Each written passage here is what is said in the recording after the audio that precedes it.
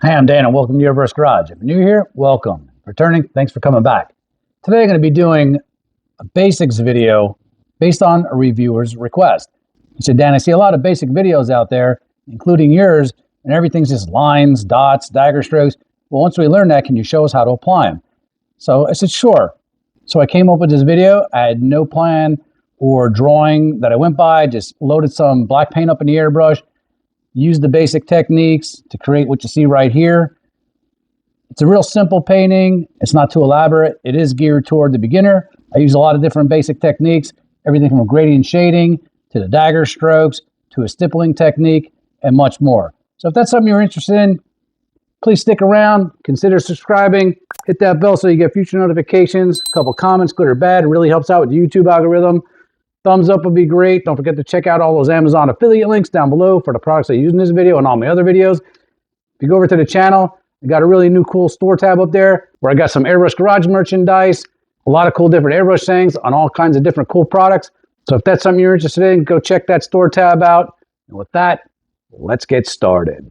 So the idea here today is going to be applying all those techniques that you've learned, your basics. If you haven't seen my basics video yet, hop on back there. I'll pop a card up above here so you can go check that out. Learning your lines, your dots, your dagger strokes. I'm going to implement some stencil techniques here. I'm just going to kind of go with the flow. I'm going to show you some shading techniques, and we're just going to bring all of those basics together to do a painting with. Now, the other cool thing about this painting is we're not going to get into color. We're going to use different tones of black to achieve the painting. And a lot of times I like to do that, especially as an exercise, because when I first started, I didn't want to be changing colors out when I was practicing, so I was just using black. Well, I discovered really quick that for me at least, learning how to spray with just black really taught me how to understand the tones and the shading, all of that grayscale, how to make a picture with one color. That actually to me is more difficult than doing something with a lot of different colors. So that's what we're going to be doing here today. We're going to make a picture out of just black. We're going to be using the grayscale or different black tones to do it, and just implementing all of our basic techniques. So let's go. All right, so I got my Pache Talon here, loaded up with some illustration black, a little bit of reducer. I got the 3.5 needle nozzle combination in this brush. Again, if you saw my review on this brush holds 3 different needle sizes, but we're going to be going with the 0.35 today.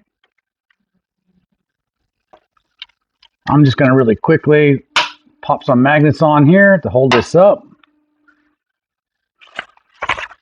I like using the magnets because I can use the magnets really to, cover things up. It's a really quick way of holding things on. So another great basic tip that you can implement.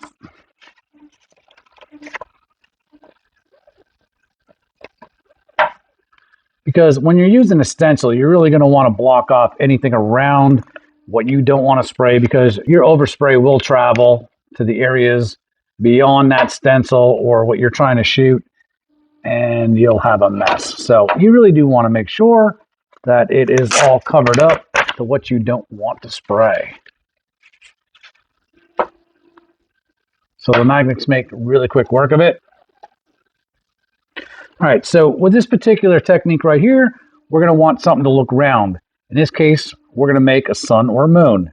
So I think we're going to make it more like a moon. And you got to remember again where you want your light, whether it's nighttime or daytime, you're still going to have a light source.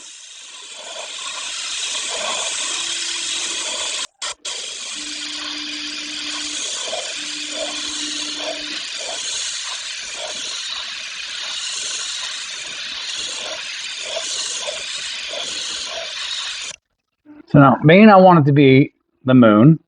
I want to add a little texture to it. I have a texture stencil here.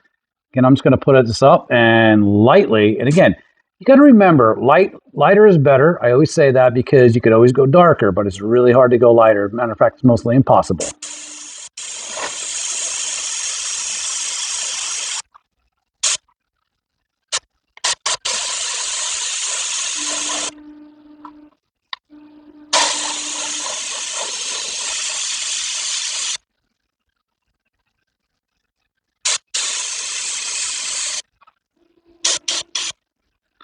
So a little bit of texture there.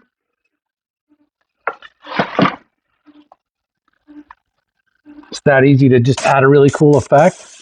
I'm going to darken it up on this one side.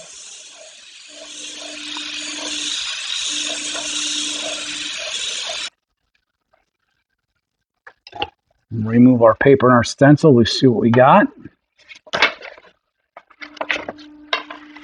Now, I really do love paper for stencil work too. I make up a lot of my own stencils just by tearing a piece of paper, using it as a straight edge. So there you go. We're going to start with the moon. Now, we're going to do a little bit of gradient shading. So we'll add some clouds in here, basically, in the night sky. We can use a piece of paper.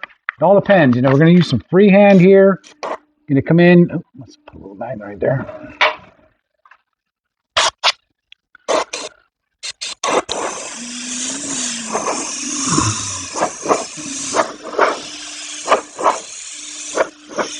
I like to take a piece of paper sometimes and just randomly rip it.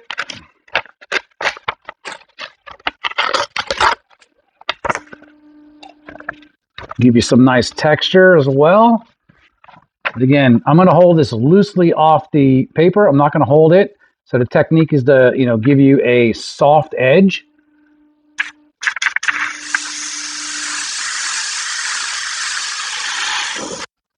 You just want to paint along that edge. And again, you're mostly painting on the paper here, just to give you a nice soft line.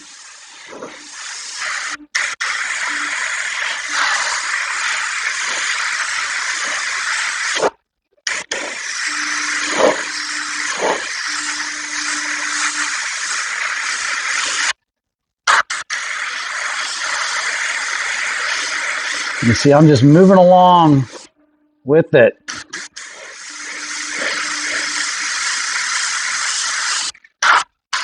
And some really cool effects. I often think as a painter sometimes your paintings don't need to be perfect. What they need to do is they need to create the illusion for the viewer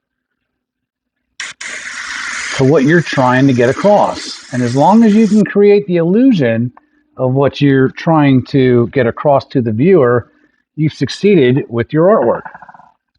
All right, so as you can see, you used a piece of paper as a plain old stencil. Got some really cool effects in there. So what I'm going to do is I'm going to take another piece of paper, and now this time,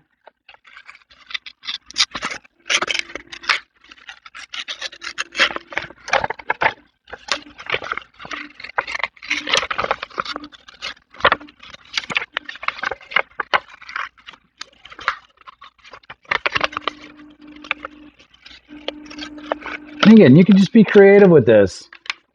So what I'm going to attempt to do is make a little bit of a horizon of mountains.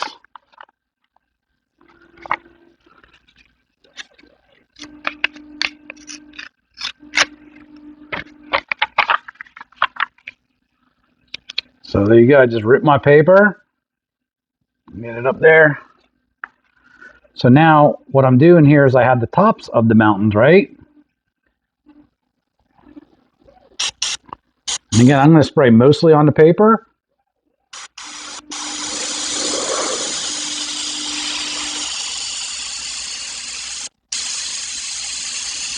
I got to watch I don't get too close to the end here, otherwise I'm going to get a nice straight line here, and I don't want that.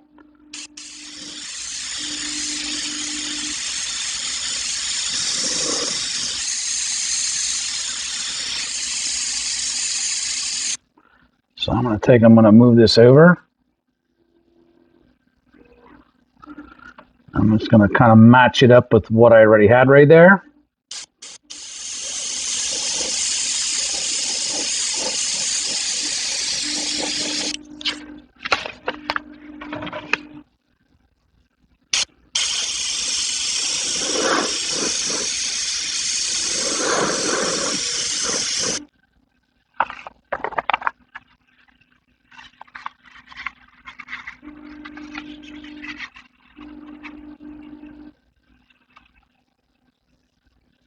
So now I'm just going to use the paper as a straight edge here.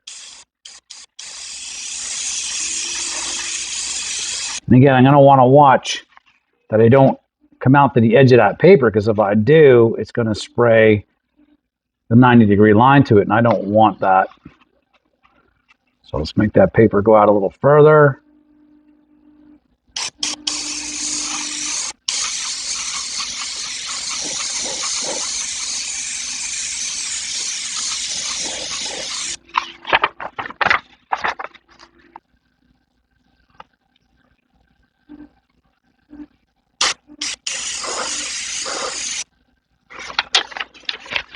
Yeah, the wrong way on that one, so let's reverse it.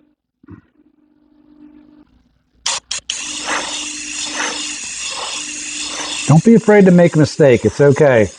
There's lots of ways to fix mistakes. Matter of fact, somebody once told me a good artist or the best artists know how to fix their mistakes. We all make mistakes. It's going to happen.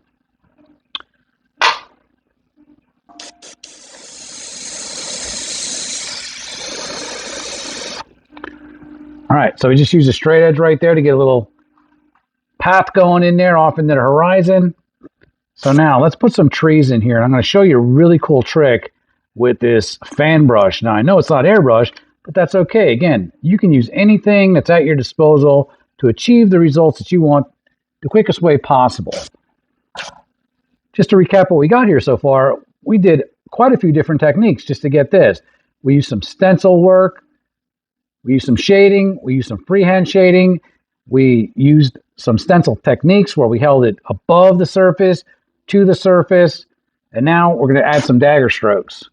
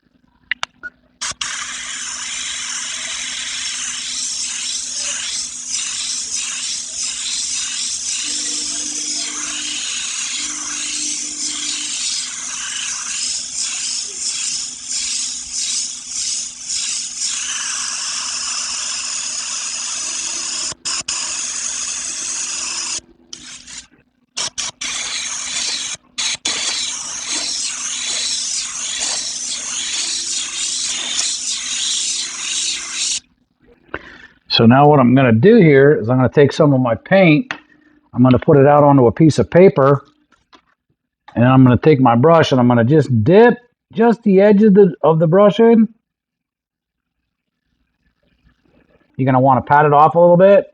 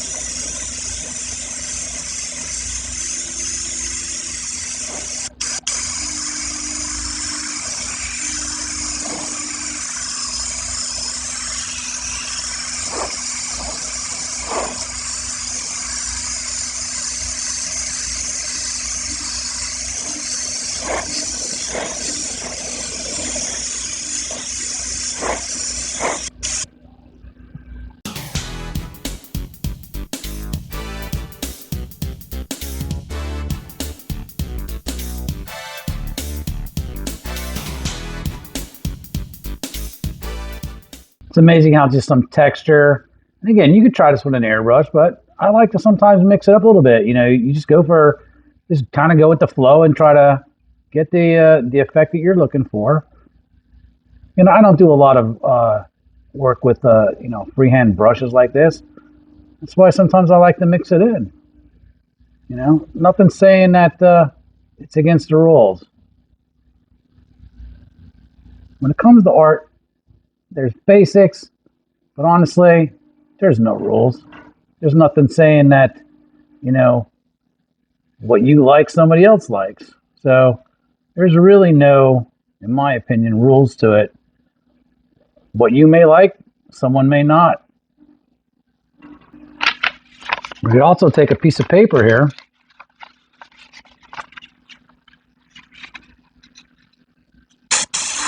You know, I would rather do it dagger strokes. You could take a piece of paper though.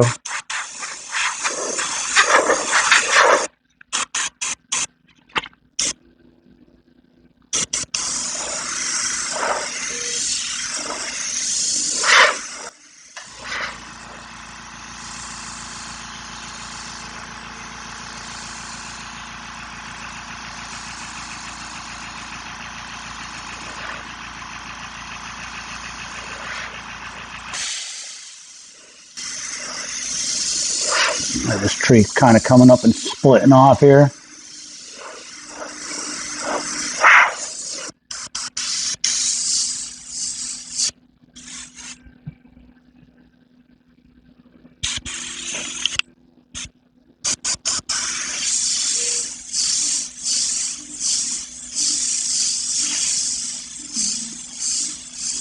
There's those really small light dagger strokes.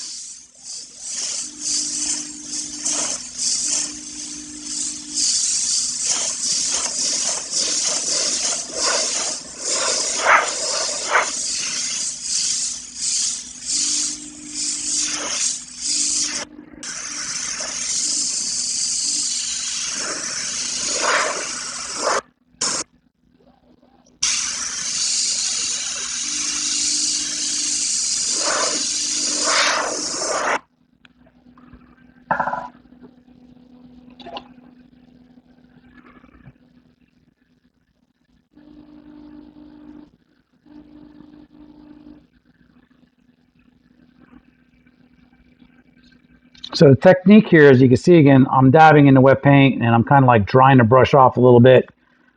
You know, so I'm not going in totally wet with the brush. But again, I'm just going to come in here and I'm just going to random texture. And again, you can see I'm just using the very tips or the tip of the fan bristles on the brush.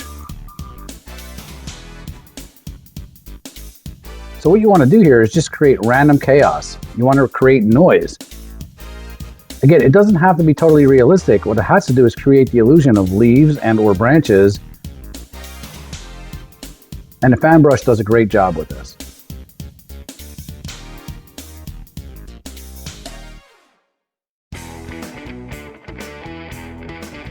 All right, so now I'm going to come in with the gradient shade just like I did on the other side. And the darkest of the darks is going to be right on the edge of the paper, and we're going to make it lighter as we go towards the horizon. You can see I'm also darkening in some of the dagger strokes for the tree trunk.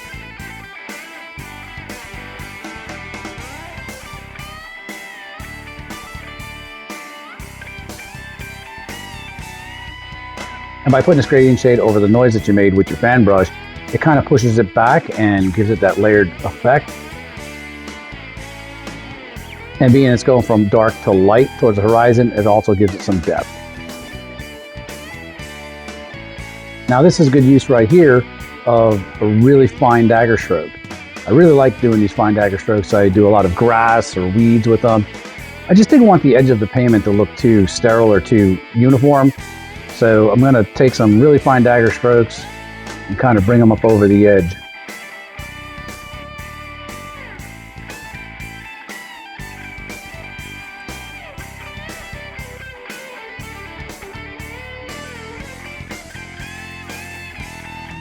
And I'm going to do the same on the other side.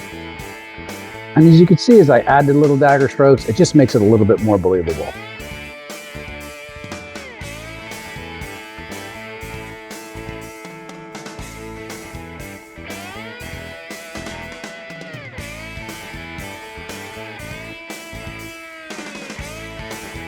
Now I'm going to show you a stippling technique. I have plenty of other stippling techniques. I use about 3 of them. This one I like the best because I can kind of control where the stipple goes. So I just pull back for paint, no air. I get it loaded up on the needle, the paint that is, and then I just press down. No paint, just air. I'm going to blow the paint off the tip of the needle and onto the surface. Now I know that's hard to see, but I'm getting some very fine stippling techniques, which is going to represent more like the stars.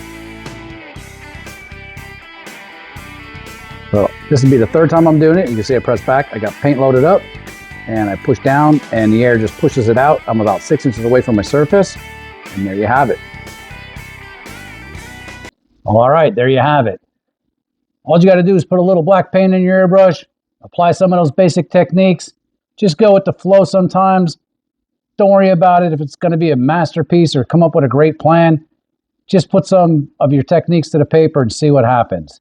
So I hope you learned something from this video. If you did, you guys know the drill. Subscribe. Go check out that store tab. That'll really help out the garage. And with that, we'll see you in the next video.